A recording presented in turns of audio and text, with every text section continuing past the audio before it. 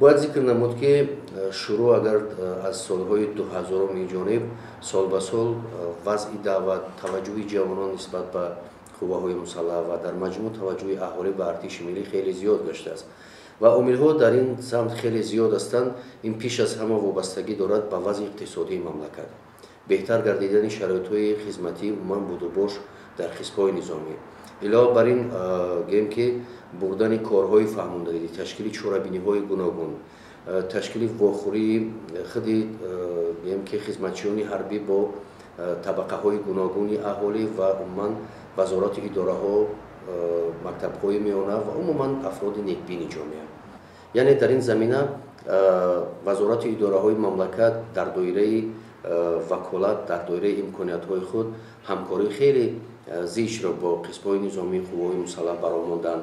علاوه بر این واخوری خودی مکتب بچگان یک طریقی گیم که نظرپرسی و یا خود اکسکورسیا در قسم‌های نظامی گذرانده می‌شود.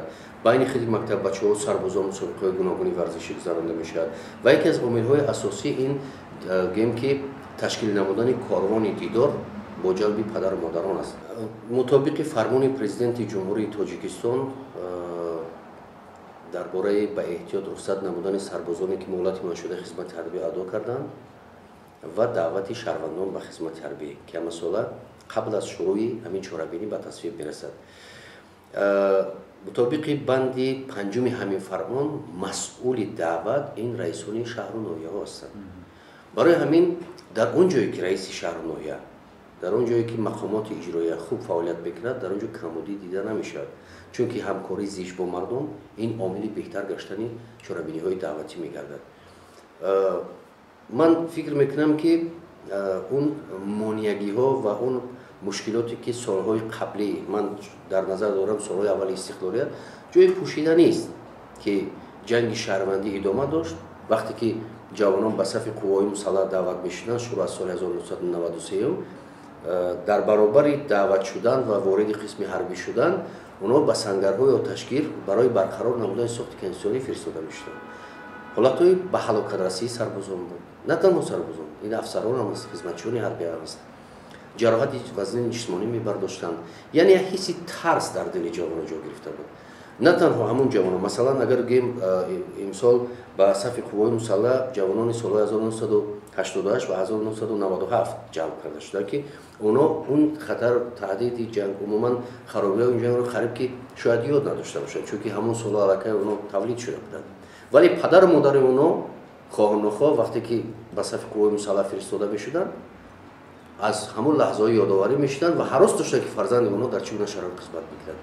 یکی از گیم که اصولهای منفی جلب جوانان به خدمت که تأثیری اون تو سالهای 2001 2002 اومد، انا همون سالهای اول استقلالیت جنگ شهروندی بود.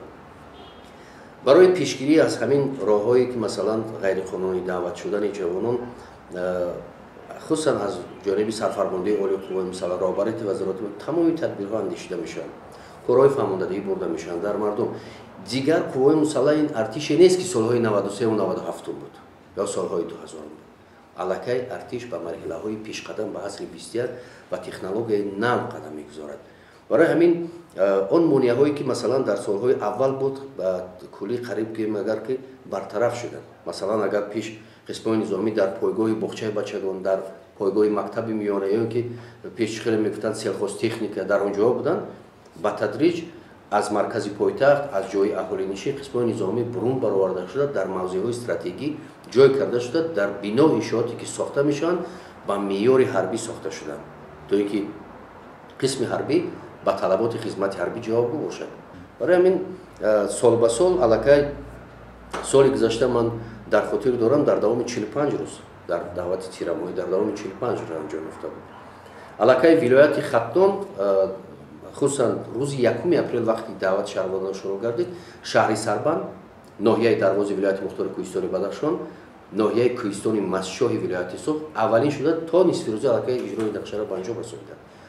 با تدریج روز 3 اپریل ولایت ختام 25 شهر و ناحیه پر از اجرای نقشه دعوت گزارش دادند. روز 1 می 4 نواحی پایتخت از اجرای دعوت گزارش دادند. 5 می вилояти суғд ва баъдан вилояти мухтори кӯҳистони бадахшон ва ноҳияҳои тобеи ҷумҳур аз иҷрои пурраи нақшаи давлат гузориш шуда. ҳолатҳои яъне меҳтарсолиро ки латхӯби баъзи сарбозон мушоҳида мешавад, ҳамин омилҳои ҳамин дар чи аст? бо вуҷуди он ки масалан гуфта мешавад вазъ хеле беҳтар аст, аммо гоҳ-гоҳе мушоҳида мешавад. аслан бояд як чиз қайд намуд ки масоили вобаста ба рафторҳои ғайри оинаомавӣ байни сарбозон гуфта мешавад. пеш аз ҳама як чиз бояд фикр баррасӣ кард ки вақте ки ҷавон дар синни 18 солагӣ ба сафи қувваи мусаллаҳ даъват мешавад, ӯ мисли ҳамон дарахте аст ки аллакай қомат афрохтааст. агар ӯ каҷ бошад, рост кардани ӯ дарахт душвор мешавад. дар қувваи мусаллаҳ вақте ки сарбоз меояд, ҳамон мафкурае ки ӯ дар оила дидааст ё дар кӯча калон шудааст, вай дар кадом муҳит тарбия ёфтааст, ӯ бо ҳамон ақлу бо ҳамон фаҳмиш ба сафи қувваи мусаллаҳ шомил мешавад. хуб бубинед дар ҷомеаи имрӯза, дар байни донишҷӯ, дар байни шаҳрвандо, дар байни умуман ҷомеаи имрӯза чӣ ҳолатҳо рух медиҳад. артиш ҳам як ҳиссае аз халқ аст ки фарзандои халқ дар ӯ хизмат мекунад. дар сурате ки вай меояд 18 сол давоми 1 сол ё 2 сол дар сафи қувваи мусаллаҳ хизмат мекунад, тамоми роҳҳо, чорабиниҳо нисбат ба беҳдошти гӯем ки вазъи ахлоқию рӯҳии шаҳрванд ё худ сарбоз ё навазкар дида баромада мешавад. пеш аз ҳама дар қувваи мусаллаҳ тартибу низоми махсус аст ки шурӯъ аз соати 6 субҳ оғоз мегардад, он то соати 10 шаб идома меёбад. дар баъзе ҳолатҳо вақте ки рафторҳои ғайриоинаомавӣ мешавад, таҳлил карда баромадан маълум мешавад ки заминаи асосии ҳамин гӯем ки рафтори ғайриоинаомавӣ нисбати як сарбоз, ин сарчашма мегирад аз тарбияи оилавии ӯ, ки ӯ ҳамин гуна тарбия ёфтааст. вале ба ҳар сурат гӯем ки сол ба сол теъдоди ин гуна ҳолатҳо хеле кам ба назар мерасад, хеле кам ба назар мегирад. агар мо таҳлил карда бироем, қариб ки дар як 80-90% қисмҳои низомии вазорати дифои Тоҷикистон аллакай ҷиноят ба қайд гирифта шудааст.